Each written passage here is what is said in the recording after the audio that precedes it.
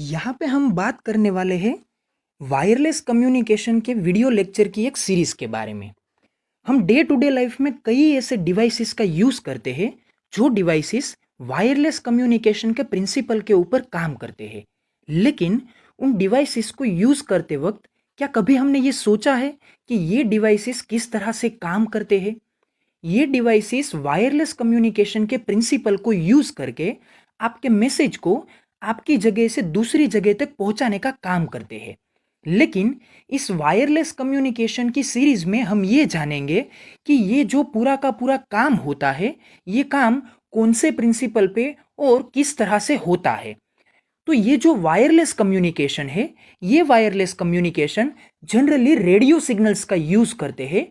जो radio signal आपकी तैयार की हुई इंफॉर्मेशन को एक सिग्नल में टर्न आउट करता है और ये सिग्नल मॉड्यूलेटर में से पास होके एक अच्छा सिग्नल बनता है, जिसकी वजह से ये सिग्नल ट्रांसमिट करने के लिए कैपेबल हो जाता है। और ये ट्रांसमिट किया गया सिग्नल दूसरे छोर पे एक रिसीविंग एंटेना के साथ क्या होता है, वो वहां पे होता है रिसीव। और रिसीव होने के बाद फिर से इस सिग्नल को क्या किया जाता है, इस सिग्नल को फिर से डीमोड्यूलेट किया जाता है। और डीमोड्यूलेट करने के बाद आपकी उस बेसिक इंफॉर्मेशन को उस सिग्नल में से एक्सट्रैक्ट करके फिर से उस इंफॉर्मेशन को क्या किया जाता है, ट्यून किया जाता है, जिसकी वजह से आपका ये मैसेज आपके इस छोर से दूसरे छोर तक पहुंच जाता है।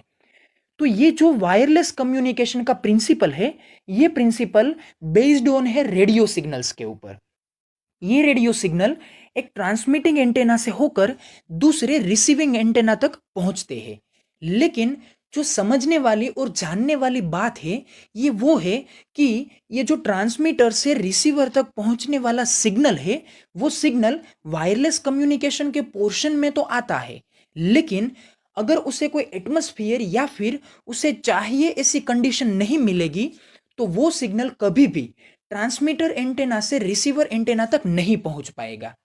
तो यहां से ट्रांसमीटर एंटेना से ट्रांसमिट होने वाला सिग्नल जब रिसीविंग एंटेना तक पहुंचता है, तो बीच में वो कौन सा रास्ता पसंद करता है और उस रास्ते पर पास होने के लिए वो कौन सी एटमॉस्फेरिक कंडीशन की डिमांड करता है, उस एटमॉस्फेरिक कंडीशन के बारे में हम यहाँ पे अच्छी तरह से जानने वाले हैं।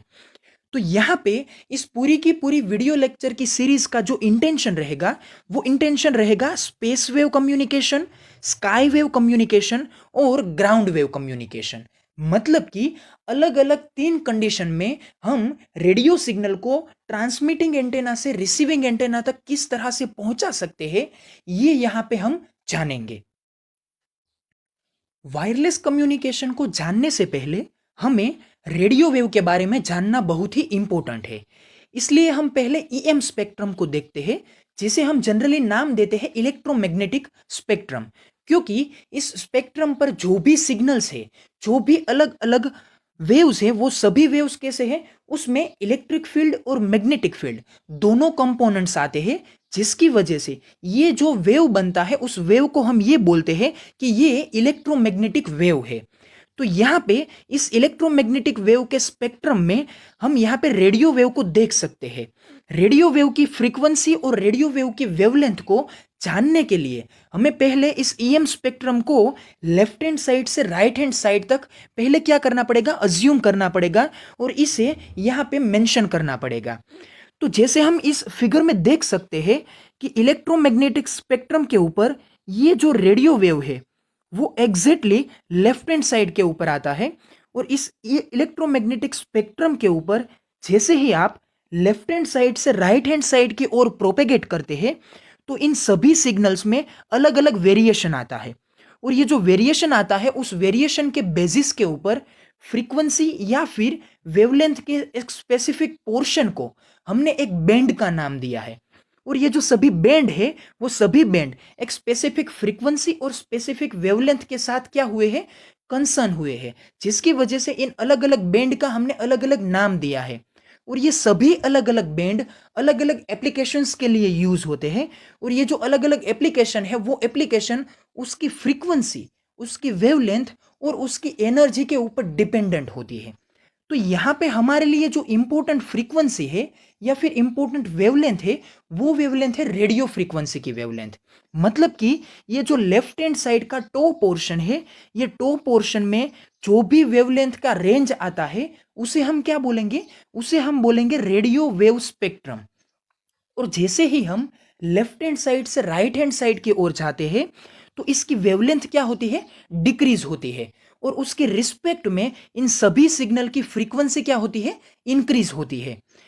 तो ये जो फ्रीक्वेंसी और वेवलेंथ का रिलेशन है, ये रिलेशन एक दूसरे के साथ क्या है, एग्जैक्टली इनवर्सली प्रोपोर्शनलिटी में है, जिसकी वजह से वेवलेंथ डिक्रीज होने के साथ साथ इसकी फ्रीक्वेंसी क्या होती है, फ्रीक्वेंसी इंक्रीज होती है। लेकिन ये जो एनर्जी है, ये एनर्जी फ्रीक्वेंसी के साथ क्या है, डायरेक्टली प्रोपोर्शनलिटी में है, जिसकी वजह से एनर्जी क्या होती है, एनर्जी लेफ्ट हैंड साइड से राइट हैंड साइड जाने के कारण इंक्रीज होने लगती है।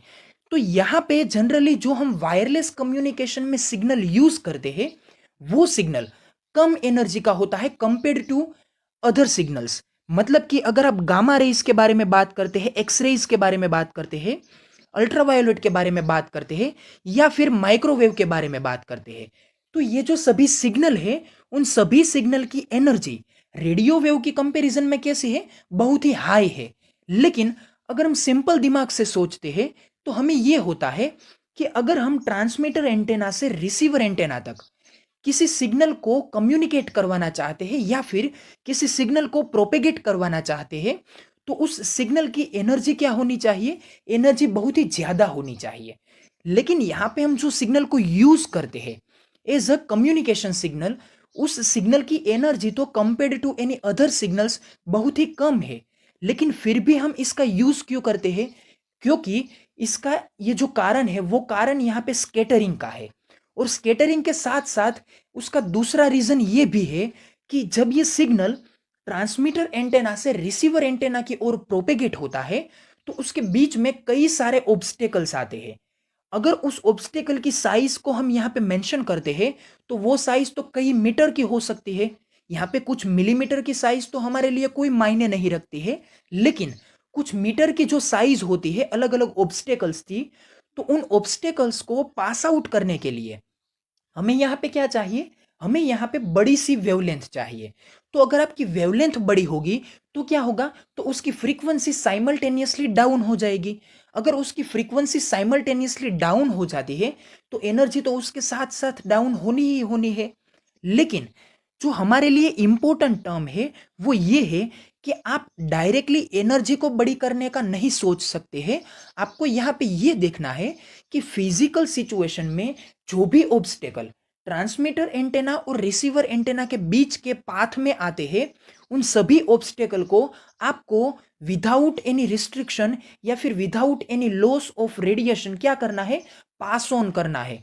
क्योंकि अगर आपका रेडिएशन इनफ एनर्जेटिक नहीं है या फिर इनफ पावर गेनिंग नहीं है तो वो रेडिएशन या फिर वो सिग्नल ट्रांसमीटर एंटेना से रिसीवर एंटेना तक अच्छी तरह से पहुंच नहीं पाएगा और क्या होगा, उसकी एनर्जी का लॉस हो जाएगा। और ये जो एनर्जी का लॉस होता है वो एनर्जी का लॉस कौन कौन से प्रिंसिपल के ऊपर हो सकता है, वो हो सकता है स्कैटरिंग के प्रिंसिपल के ऊपर, या फिर वो हो सकता है एब्सॉर्प्शन के प्रिंसिपल के ऊपर, या फिर कोई एक ऑब्जेक्ट के सामने ये स्ट्राइक करके ये रिफ्लेक्ट भी हो जाता है। तो इसकी वजह से ये सिग्नल अपने ट्रांसमीटर एंटेना से रिसीवर एंटेना की ओर नहीं पहुंच सकता है। तो यहां पे आपको जो याद रखना है वो याद ये रखना है कि अगर आप ईएम स्पेक्ट्रम को देखते हैं और आपके दिमाग में ये स्ट्राइक होता है कि कम्युनिकेशन के लिए बहुत ही ज्यादा एनर्जी वाला सिग्नल चाहिए, तो आप करेक्ट है। लेकिन उन ज्यादा एनर्जी वाले सिग्नल के लिए आप यहाँ पे गामा रेज या फिर एक्स रेज या फिर यूवी इन सभी रेज का यूज नहीं कर सकते हैं, क्योंकि ये वेरी वेरी हाई फ्रीक्वेंसी के साथ वेरी वेरी हाई एनर्जी तो कंसिस्ट करते हैं, लेकिन साथ में उसकी जो ये लेमड़ा है, मतलब कि उसकी जो वेवलेंथ है वो वेवलेंथ बहुत ही क्या हो जाती है, कम हो जाती है। और कम वेवलेंथ के कारण उसका स्केटरिंग होने का चांसेस बहुत ही ज्यादा हो जाता है। तो ये था उसका फिजिकल रीजन। लेकिन एक जो दूसरा रीजन है वो दूसरा रीजन ये है कि जब आप डे टू डे लाइफ में अपने आसपास देखते हैं तो कई सारे टेलीफोन टावर्स आपको देखने को मिलते हैं। मतलब कि वो सभी टेलीफोनिक टावर सिग्नल्स का और इंफॉर्मेशन का क्या करते हैं, प्रोपेगेशन करते हैं। वो उस सिग्नल को ट्रांसमिट भी करते हैं और रिसीव भी करते हैं। तो ये सभी सिग्नल है वो कहाँ से पास होते हैं, वो सभी सिग्नल कभी कभी आपकी बॉडी में से भी पास होते हैं, कभी आपके पास से होकर भी पास हो जाते हैं, या फिर स्काई में रिफ्लेक्ट होकर भी वो रिटर्न आते हैं। मतलब कहने का ये है कि ये जो सभी सिग्नल है between the transmitter antenna and receiver antenna, ये सभी सिग्नल हमारे इस एटमॉस्फेयर में से ही पास होते हैं। तो अगर वो सिग्नल अल्ट्रावायोलेट या फिर एक्स रे या फिर गामा रेज होंगे, तो वो क्या करेंगे, वो हमारे बॉडी या फिर हमारे पूरे के पूरे एटमॉस्फेयर को क्या कर सकते हैं, वो हैजार्डस बना सकते हैं। तो उसकी वजह से हमें बायोलॉजिकल प्रॉब्लम्स क्रिएट हो सकते हैं, और वो बायोलॉजिकल प्रॉब्लम हमारी बॉडी को बहुत ही इफेक्ट करते हैं, जिसकी वजह से हम इस हायर एनर्जेटिक सिग्नल को डे टू डे लाइफ में कम्युनिकेशन के पर्पस के लिए यूज नहीं कर सकते हैं। तो दूसरा इफेक्टिव रीजन ये भी है कि हम यहाँ पे रेडियो वेव सिग्नल जैसे अलग अलग वेव्स को यूज करते हैं, जो कि कम्युनिकेशन में हमारी सभी डिमांड को क्या कर सकते हैं, फुलफिल कर सकते हैं। ये ज्यादा स्केटर भी नहीं होते हैं, लॉन्ग डिस्टेंस तक प्रोपेगेट भी हो सकते हैं, और हमें बायोलॉजिकली कोई भी इफेक्ट भी नहीं देते हैं। तो इन सभी कारण की वजह से, इन सभी रीजंस के बेसिस के ऊपर हमारे लिए ये जो रेडियो वेव है वही अच्छा है इस पूरे के पूरे ईएम स्पेक्ट्रम के अलग अलग पोर्शन में से। तो यहाँ पे हम ये देखते हैं कि ये जो आपका इलेक्ट्रोमैग्नेटिक स्पेक्ट्रम है, इन इलेक्ट्रोमैग्नेटिक स्पेक्ट्रम में कौन कौन सी टर्म मैंने यहाँ पे आपको दे रखी है। तो यहाँ पे ये जो ऊपर का स्केल है, ये ऊपर का स्केल आपको ये बताता है कि यहाँ पे दी गई सभी अलग अलग रेडिएशंस में से कौन कौन सी रेडिएशन आपके अर्थ के एटमॉस्फेयर को पेनेट्रेट कर सकता है। मतलब कि यहाँ पे अगर Y लिखा है तो इसका मतलब ये होता है कि ये सिग्नल आपके अर्थ के एटमॉस्फेयर को पेनेट्रेट कर सकता है। अगर यहाँ पे एन लिखा है तो इसका मतलब ये होता है कि ये रेडिएशन का बैंड आपके अर्थ के एटमॉस्फेयर को पेनेट्रेट नहीं कर सकता है। तो यहाँ पे आप देख सकते हैं कि ये जो विजिबल रेंज से लेकर यहाँ पे गामा रेडिएशन तक हायर एनर्जेटिक जो भी रेडिएशन है, वो सभी रेडिएशन बहुत ही ज्यादा फ्रीक्वेंसी होने के बावजूद भी अर्थ के एटमॉस्फेयर को पेनेट्रेट नहीं कर सकते हैं। इसी वजह से जो भी एक्सटर्नल एक्स्ट्रा टेरेस्ट्रियल ऑब्जेक्ट है, मतलब कि सन कंसीडर कीजिए या फिर कोई भी सुपरनोवा कंसीडर कीजिए या फिर किसी भी न्यूट्रॉन स्टार को कंसीडर कीजिए, तो ये जो सभी एक्स्ट्रा टेरेस्ट्रियल ऑब्जेक्ट है वो सभी ऑब्जेक्ट अल्ट्रावायोलेट, एक्सरे और गामा रेडिएशन को अपने आप में से क्या करते हैं, बहुत ही ज्यादा अमाउंट में एमिट करते हैं। लेकिन वो सभी रेडिएशन जब वो अर्थ की ओर आते हैं तो आपके अर्थ का एटमॉस्फेयर उसे अपनी इस सरफेस तक नहीं पहुंचने देता है, क्योंकि वो जो सभी रेडिएशन है वो सभी रेडिएशन अर्थ के एटमॉस्फेयर को पेनेट्रेट नहीं कर सकते हैं। तो दूसरा रीजन यहाँ पे ये भी बन के आता है कि अगर हम ऑर्डिनरी पर्पज में ट्रांसमीटर एंटेना से रिसीवर एंटेना की ओर ऐसे सिग्नल को प्रोपेगेशन के लिए यूज करते हैं, तो ये सिग्नल हमारे अर्थ के एटमॉस्फेयर को पेनेट्रेट करके ट्रांसमीटर सिग्नल से लेकर रिसीवर सिग्नल तक ये पूरा का पूरा प्रोपेगेशन कंप्लीट नहीं कर पाएंगे। तो दूसरा रीजन ये भी बनता है, एक था बायोलॉजिकल रीजन, दूसरा था स्कैटरिंग का रीजन, और तीसरा रीजन अब ये बन के आता है कि ये अर्थ के एटमॉस्फेयर को जनरल केस में पेनेट्रेट नहीं कर सकते हैं। दूसरी बात कि ये जो ऑर्डिनरी सिचुएशन में इंफ्रारेड है और विजिबल सिग्नल्स है, वो विजिबल सिग्नल में भी कुछ हद तक का पोर्शन हमारे इस अर्थ के एटमॉस्फेयर को पेनेट्रेट नहीं कर सकता है, लेकिन थोड़ा ये पोर्शन इस अर्थ के एटमॉस्फेयर को पेनेट्रेट कर सकता है। फिर ये जो माइक्रोवेव का पोर्शन है, ये माइक्रोवेव का पोर्शन भी अर्थ के एटमॉस्फेयर को कुछ हद तक पेनेट्रेट नहीं कर सकता है, लेकिन ये जो हमारा रेडियो वेव का पोर्शन है ये पूरी की पूरी तरह अपने अर्थ के एटमॉस्फेयर को पेनेट्रेट कर सकता है, जिसकी वजह से ये ट्रांसमीटर एंटेना से लेकर रिसीवर एंटेना तक अच्छी तरह से क्या कर सकता है, प्रोपेगेट कर सकता है। दूसरा ये जो रेड कलर का पोर्शन दिखा के रखा है वो ये रिप्रेजेंट करता है कि अलग अलग सिग्नल की कंपेरेटिव फ्रीक्वेंसी कौन कौन सी रेंज में आ सकती है। तो यहाँ पे ये जो रेडियो वेव सिग्नल्स है, उन रेडियो वेव सिग्नल की ये जो वेवलेंथ है उस वेवलेंथ का डायमेंशन जनरली कुछ 100 मीटर्स की रेंज में आता है। मतलब कि 100 मीटर कंसीडर कीजिए या फिर 150 मीटर कंसीडर कीजिए या फिर जनरल केस में 300 मीटर कंसीडर कीजिए। तो ये रेडियो वेव सिग्नल का क्या है, जनरल वेवलेंथ का डायमेंशन है। जबकि हम लेफ्ट हैंड साइड से राइट हैंड साइड की ओर प्रोपेगेट होते हैं तो क्या होता है, इस फ्रीक्वेंसी की ये जो वैल्यू है वो वैल्यू मतलब कि ये फ्रीक्वेंसी क्या होती है, इंक्रीज होती है। तो फ्रीक्वेंसी इंक्रीज होने के साथ साथ ये जो उसकी लेमड़ा है वो लेमड़ा क्या होती है, डिक्रीज होती है। और साथ में फ्रीक्वेंसी इंक्रीज होने के कारण उसकी ये जो एनर्जी है वो एनर्जी भी क्या होती है, एनर्जी भी इंक्रीज होती है। तो कहने का मतलब ये हुआ कि अगर हमारे पास रेडियो वेव सिग्नल्स की इतनी बड़ी वेवलेंथ है तो ये वेवलेंथ हमें ये हेल्प कर सकती है, जो कि मैं आपको यहाँ पे एक स्केटरिंग का फिनोमिनन बताता हूँ। कि कंसिडर कीजिए कि ये कोई आपकी एक बिल्डिंग है और ये बिल्डिंग आपकी अर्थ की सरफेस के ऊपर है। मतलब कि ये है आपकी अर्थ की सरफेस और इस अर्थ की सरफेस के ऊपर क्या है, ये एक हाई राइट्स बिल्डिंग है। तो यहाँ पे मैंने क्या बोला था कि ये जो बिल्डिंग का नॉर्मल डायमेंशन होता है वो डायमेंशन जनरली 100 मीटर से लेकर कुछ यहाँ पे अगर ज़्यादा कंसिडर करते हैं तो 1000 मीटर तक कोई भी डायमेंशन में हो सकता है। तो ये जो डायमेंशन है ये डायमेंशन क्या कंसीडर करता है कि हमें अगर इस बिल्डिंग को बाईपास करना है, पास ऑन करना है किसी रेडिएशन के साथ, तो क्या करना चाहिए, तो हमें उस रेडिएशन की वेवलेंथ को इसके अकॉर्डेंस में सेम बनाना चाहिए, ताकि ये जो वेवलेंथ है ये वेवलेंथ इस डायमेंशन के ऑब्जेक्ट को क्या कर सकती है, पास ऑन कर सकती है। तो यहाँ पे ये जो वेवलेंथ आएगी वो वेवलेंथ कुछ इस तरह से इस बिल्डिंग को क्या कर जाएगी, इस तरह से पास ऑन कर जाएगी। क्योंकि ये जो यहाँ पे क्रिस्ट और ट्रफ होता है, ये क्रिस्ट और ट्रफ अगर एक डायरेक्शन में इसके साथ प्रोपेगेट होने का काम करता है तो ये प्रोपेगेशन इस बिल्डिंग को अच्छी तरह से पास ऑन कर सकता है।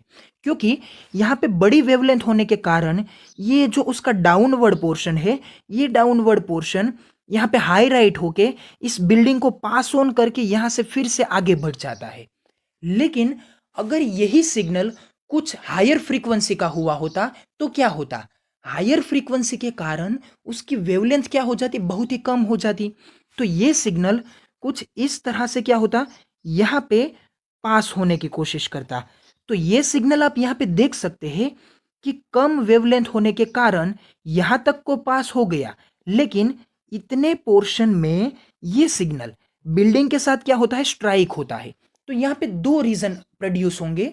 एक रीजन तो होगा उसके एब्सॉर्प्शन का और दूसरा रीजन जो यहाँ पे प्रोड्यूस होगा वो होगा उसके स्कैटरिंग का। मतलब कि ये जो सिग्नल है वो सिग्नल इस बिल्डिंग के साथ स्ट्राइक होके स्कैटर हो जाएगा और स्कैटर होने की वजह से ये सिग्नल अपनी एनर्जी कुछ हद तक गवा देगा और सिग्नल सिग्नल की एनर्जी लॉस होने की वजह से ये सिग्नल लॉन्ग डिस्टेंस तक ट्रैवल नहीं कर सकता है। तो यहाँ पे हायर वेवलेंथ का सिग्नल यूज करने का कारण यह भी है कि ये बड़े से बड़े ऑब्जेक्ट को अच्छी तरह से पास ऑन कर देता है और पास ऑन करने की वजह से उसका स्कैटरिंग नहीं होता है और स्कैटरिंग कम होने के कारण वो सिग्नल अच्छी तरह से अपनी एनर्जी गवाए बगैर लॉन्ग डिस्टेंस तक क्या कर सकता है, प्रोपेगेट या फिर ट्रैवल कर सकता है। तो यहाँ पे मैंने जो आपको थियरी दे रखी है उस थियरी को हम एक बार देख लेते हैं। The range of frequency for radio wave is 3 kilohertz to 300 gigahertz. मतलब कि ये जो आपके रेडियो वेव की फ्रीक्वेंसी की रेंज है वो फ्रीक्वेंसी की रेंज कहाँ से कहाँ तक आती है, ये फ्रीक्वेंसी की रेंज है 3 किलोहर्ट्ज से लेकर 300 गीगाहर्ट्ज। तो यहाँ पे ये जो प्रीफिक्स यूज होते हैं, मल्टीप्लायर्स यूज होते हैं, ये मल्टीप्लायर क्या है, 3 किलो। तो इसका मतलब ये है कि ये है 3000 हर्ट्ज और साथ में ये जो 300 गीगा का मतलब ये होता है 10⁹ हर्ट्ज। तो यहाँ पे ये जो आपकी फ्रीक्वेंसी है ये फ्रीक्वेंसी आपके पूरे के पूरे ईएम स्पेक्ट्रम का स्टार्टिंग पोर्शन है। मतलब कि स्टार्टिंग में जो आपकी रेडियो वेव के प्रोपेगेशन की फ्रीक्वेंसी यूज होती है कम्युनिकेशन के लिए, वो कम्युनिकेशन के लिए यूज होने वाली फ्रीक्वेंसी 3 किलो हर्ट्ज से लेकर 300 गीगाहर्ट्ज तक होती है। और ये जो फ्रीक्वेंसी का बड़ा सा बैंड है, ये कुछ सब डिविजन्स में क्या होता है, डिवाइड होता है। और ये जो उसके सब डिविजन्स के बैंड है, वो बैंड अलग अलग नाम से जाने जाते हैं, जो कि हम यहाँ पे आगे देखेंगे। और ये जो सभी अलग अलग बैंड है, वो सभी अलग अलग बैंड अलग अलग पर्पस के लिए यूज होते हैं।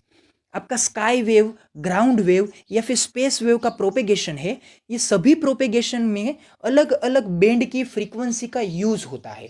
क्योंकि कम फ्रीक्वेंसी का यूज किसी किसी कम पर्पस के लिए यूज होता है, और हायर फ्रीक्वेंसी का यूज किसी लॉन्ग पर्पस के लिए यूज होता है। तो यहाँ पे यूज होने वाली फ्रीक्वेंसी उसके ये जो फिजिकल सिचुएशन के फिनोमिनन होते हैं, उन सभी फिनोमिनन के ऊपर डिपेंडेंट होती है। तो यहाँ पे इन सभी टर्म्स के बारे में भी हम आगे इसी वीडियो में बात करेंगे, लेकिन यहाँ पे अभी हमें फ्रीक्वेंसी के बारे में बात करना है, और इस फ्रीक्वेंसी को उसकी अकॉर्डिंग वेवलेंथ में भी टर्न करना है। तो यहाँ पे क्या होता है, the range of frequency for radio wave is 3 kilohertz to 300 gigahertz. और यहाँ पे फ्रीक्वेंसी का वेवलेंथ के साथ रिलेशन क्या बन के आता है, f is equals to c upon lambda.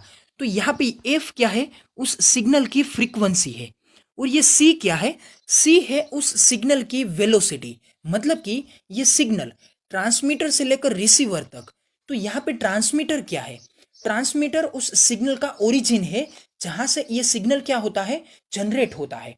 और ये सिग्नल वहां से प्रोड्यूस होने के बाद, जनरेट होने के बाद किसकी ओर ट्रैवल करता है, ये रिसीवर की ओर ट्रैवल करता है।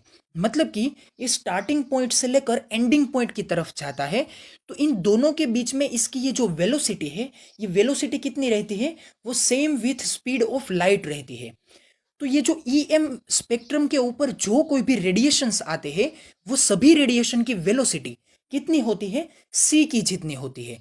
लेकिन ये जो वेलोसिटी है, ये वेलोसिटी एयर या फिर हमारे वैक्यूम के एटमॉस्फेयर के लिए कंसीडर की जाती है। लेकिन जब इसी सिग्नल को आप ग्लास में से पास आउट करने की कोशिश करते हैं, या फिर किसी अलग एटमॉस्फेयर में से, या फिर किसी अलग फिजिकल सिचुएशन में से पास करने की कोशिश करते हैं, तो उसकी ये जो वेलोसिटी है, वो वेलोसिटी चेंज हो सकती है।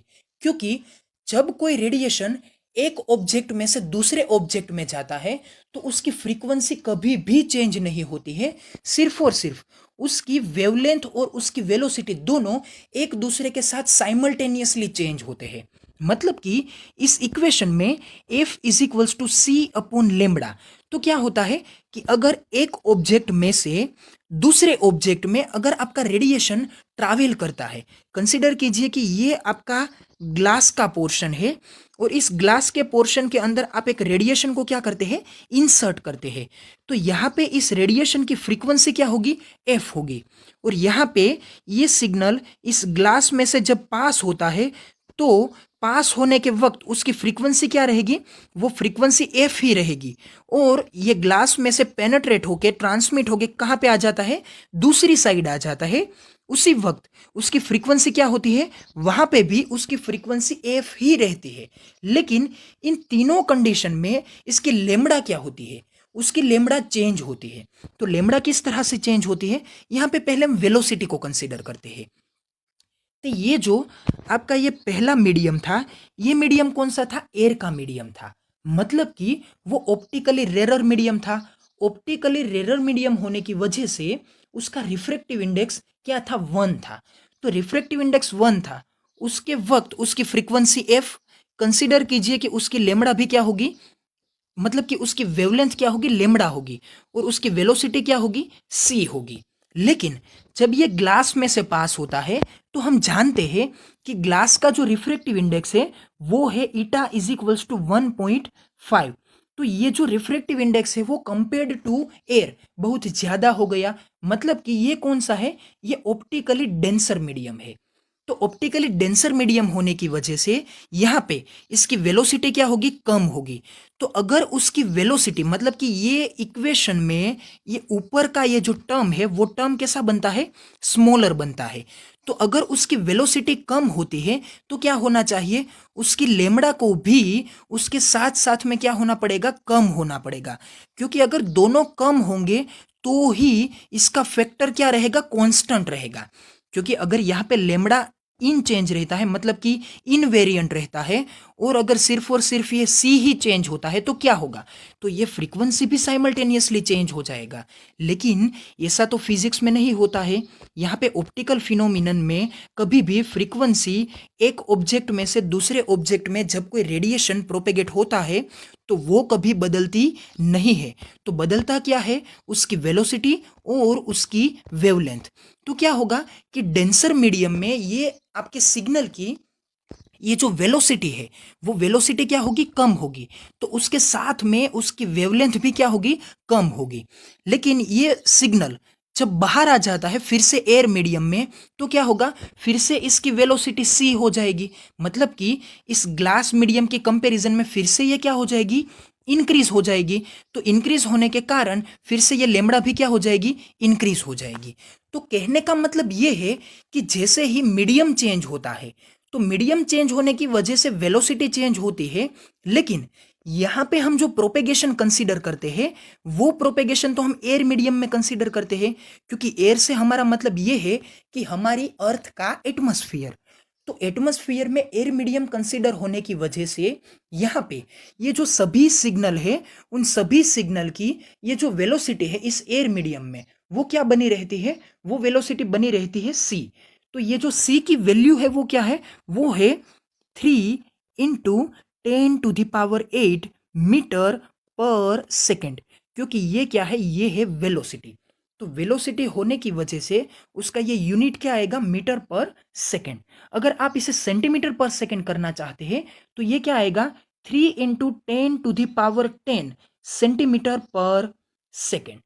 तो आई होप कि यहाँ पे आपको ये फ्रीक्वेंसी, वेवलेंथ और उसकी वेलोसिटी के बारे में मैंने जो आपको बताया वो अच्छी तरह से आपको याद हो गया होगा। अब हम क्या बात करते हैं कि ये जो फ्रीक्वेंसी और वेवलेंथ का रिलेशन है वो क्या है, f is equals to c upon lambda. तो अगर हम यहाँ पे लेमड़ा को एज अ सब्जेक्ट यूज करते हैं तो lambda is equals to c upon f बनता है। तो यहाँ पे हमारे पास सी की वैल्यू तो है 3 × 10⁸ मीटर पर सेकेंड, और साथ में हमने ये जो फ्रीक्वेंसी का बैंड कंसीडर किया है वो बैंड क्या है, 3 किलो हर्ट्ज। मतलब कि अगर आप यहाँ पे फ्रीक्वेंसी की ये जो लोअर सिचुएशन है, मतलब कि यहाँ पे आप अगर ये कंसीडर करते हैं कि ये है 3 किलो हर्ट्ज और ये है आपकी 300 गीगा हर्ट्स, तो यहाँ पे क्या है कि ये है आपकी लोअर रेंज और ये क्या है आपकी हायर रेंज। मतलब कि इस लोअर रेंज और हायर रेंज इन दोनों के बीच में ये फ्रीक्वेंसी कोई भी चूज कर सकता है। तो हम क्या करेंगे, इस लोअर रेंज की कंपैरिजन में उसकी लेमड़ा डिटरमाइन करेंगे और इस हायर रेंज की कंपैरिजन में भी हम उसकी क्या डिटरमाइन करेंगे, लेमड़ा डिटरमाइन करेंगे। तो यहाँ पे हम दोनों सिचुएशन में इस इक्वेशन को रिपीटेडली यूज करते हैं और यहाँ पे उसकी वेवलेंथ को फाइंड आउट करते हैं। तो यहाँ पे पहली कंसिडरेशन लीजिए, lambda is equals to 3 × 10⁸ metre per second upon 3 kilohertz के सिचुएशन के अकॉर्डेंस में 3 × 10⁻³ हर्ट्ज। तो यहाँ पे ये जो उसका आंसर आता है वो कितना है, 10⁵ मीटर। मतलब कि ये जो आपका आंसर बन के आएगा वो कितना है, वो आंसर कुछ इतना है। तो ये है आपकी मीटर, तो ये क्या है, आपकी लेमड़ा है। तो ये लेमड़ा आपको क्या बताता है, ये लेमड़ा आपको बताता है कि अगर आपकी फ्रीक्वेंसी 3 किलो हर्ट्ज है तो उन 3 किलो हर्ट्ज फ्रीक्वेंसी के लिए जो आपकी लेमड़ा आएगी वो कितनी होगी, 10⁵ मीटर। तो कहने का मतलब क्या हुआ कि ये जो फ्रीक्वेंसी सॉरी ये जो वेवलेंथ बन के आती है उसका डायमेंशन तो बहुत ही बड़ा है। तो इस डायमेंशन के अकॉर्डेंस में अर्थ के ऊपर सिर्फ और सिर्फ माउंटेन ही हो सकते हैं, क्योंकि बिल्डिंग तो इतनी बड़ी हो नहीं सकती। तो इसका मतलब ये हुआ कि इस तरह के सिग्नल डायरेक्टली माउंटेन को भी ये क्या कर सकते हैं, पास ऑन कर सकते हैं। जबकि अगर आप ये गामा रेज या फिर एक्स रेज का यूज करते तो ये तो उसके लिए कोई भी पॉसिबिलिटीज में नहीं आते। ये तो हमारे बॉडी को भी पेनिट्रेट करने के लिए क्या हो सकते थे, इनसफिशियंट हो सकते थे। लेकिन ये तो वैसे भी अर्थ को भी पेनेट्रेट करने के लिए इनसफिशिएंट है। लेकिन कहने का मतलब ये है कि अगर आप इसे दोनों की वेवलेंथ के कंपैरिजन में देखते हैं तो उसकी वेवलेंथ तो बहुत ही स्मॉल आएगी, और उस स्मॉल वेवलेंथ की वजह से वो किसी ऑब्जेक्ट को इजीली पास ऑन नहीं कर सकते हैं। फिर हम क्या देखते हैं, फिर हम इस ऑब्जेक्ट की साइज को कंसीडर करते हैं, मतलब कि ये है 300 गीगा हर्ट्स। तो यहाँ पे lambda is equals to 3 × 10⁸ metre per second upon 300 × 10⁹ hertz. तो ये इसका मैथमेटिकल सॉल्यूशन क्या बन के आता है, ये बन के आता है 10⁻³ मीटर। मतलब कि ये जो साइज है, मतलब कि ये उसका क्या है, लार्जर साइज, और ये है उसका स्मॉलर साइज। तो लार्जर वेवलेंथ कितनी हो सकती है, 10⁵ मीटर, और उसकी ये जो स्मॉलर वेवलेंथ है वो कितनी हो सकती है, वो हो सकती है 10⁻³ मीटर। और ये कंपैरिजन है, ये कंपैरिजन किसकी कंपैरिजन के साथ है, किसके अकॉर्डेंस में है, ये है उसकी फ्रीक्वेंसी के अकॉर्डेंस में। तो उसकी फ्रीक्वेंसी क्या थी, फ्रीक्वेंसी थी 3 किलो हर्ट्ज, और उसकी कंपैरिजन में यहाँ पे हुई थी 300 गीगा हर्ट्ज। तो यहाँ पे हमने फ्रीक्वेंसी को वेवलेंथ में अच्छी तरह से टर्न आउट कर लिया। तो यहाँ पे हमें ये बताता है ये पूरा का पूरा कैलकुलेशन कि उसकी ये जो वेवलेंथ है वो वेवलेंथ डायमेंशन में बहुत ही बड़ी है, जिसकी वजह से उसका स्कैटरिंग तो होने से रहा, मतलब कि स्कैटरिंग नहीं होगा तो स्कैटरिंग के कारण उसकी जो ये एनर्जी का लॉस होने का रीजन था वो भी यहाँ पे साइडलाइन हो जाता है, वो हमें कोई भी इफेक्ट नहीं देगा। अब हमें क्या करना है, अब हमें स्पेसिफिक फ्रीक्वेंसी को अच्छी तरह से बैंड में डिस्ट्रीब्यूट करके उसे उसके अकॉर्डेंस में अलग अलग प्रोपेगेशन में सिर्फ और सिर्फ क्या करना है, यूज करना है। तो यहां पे हमें क्या था, the range of wavelength for the radio wave is 1 millimetre to 100 kilometre. मतलब कि ये जो आपकी वेवलेंथ की रेंज आती है रेडियो वेव के लिए वो कुछ मिलीमीटर से स्टार्ट करके 100 किलोमीटर तक क्या हो सकती है, वास्ट हो सकती है। तो इतनी साइज की वेवलेंथ कोई भी ऑब्जेक्ट को अच्छी तरह से पास ऑन कर सकती है। तो यहाँ पे हमने क्या डिस्कस किया कि ईएम स्पेक्ट्रम के ऊपर अलग अलग सभी रेडिएशन होने के बावजूद भी हम क्यों रेडियो वेव को यूज करते हैं। तो रेडियो वेव को यूज करने के लिए हमारे पास जो सभी रीजंस हैं वो रीजंस कुछ इस तरह से है कि उसकी वेवलेंथ बड़ी होने के कारण ये स्कैटर नहीं होता है, और अगर ये स्कैटर नहीं होगा तो उसकी एनर्जी भी कम से कम लॉस होगी, और उसकी वजह से ये लॉन्ग डिस्टेंस तक क्या कर पाएगा, ट्रैवल कर पाएगा। दूसरा रीजन ये है कि दूसरे सभी रेडिएशन की कंपैरिजन में ये जो आपका रेडियो वेव है वो वास्ट वेवलेंथ के साथ और वास्ट फ्रीक्वेंसी की रेंज के साथ अर्थ के एटमॉस्फेयर को अच्छी तरह से पेनिट्रेट कर सकता है। तो अगर ये अर्थ के एटमॉस्फेयर को पेनिट्रेट कर सकता है तो दूसरा रीजन उसके कारण भी उसकी एनर्जी लॉस नहीं होगी, और वो ट्रांसमीटर एंटेना से लेकर रिसीवर एंटेना तक पहुंच जाएगा। तो ये जो सभी रीजंस थे वो सभी रीजंस के साथ एक रीजन हमारा बायोलॉजिकल रीजन भी था कि रेडियो वेव हमारी बायोलॉजिकल, मतलब कि हमारे ये जो सभी बॉडीज है, ह्यूमन बॉडी या फिर कोई भी ऑब्जेक्ट या फिर वो लिविंग कंसीडर कीजिए, तो उन सभी लिविंग को ये कभी भी नुकसान नहीं पहुंचाएगा, क्योंकि ये उन सभी बॉडीज को हैजार्डस नहीं है। बाकी ये जो सभी रेडिएशन है, इंफ्रारेड या फिर अल्ट्रावायोलेट या फिर एक्सरे, और ये जो आपके गामा रेज है, तो ये जो सभी रेडिएशन है वो सभी रेडिएशन कोई भी लिविंग सेल्स के लिए क्या है, हेजार्डस है। तो इन सभी रीजंस की वजह से हम यहाँ पे रेडियो वेव्स का या फिर रेडियो सिग्नल का ही यूज करते हैं, किसके लिए, हमारे वायरलेस कम्युनिकेशन के पर्पस के लिए। तो हम आगे बात करते हैं ये जो आपका रेडियो वेव का पोर्शन है, रेडियो वेव का बैंड है, उसके बैंड के सभी सब बैंड के बारे में।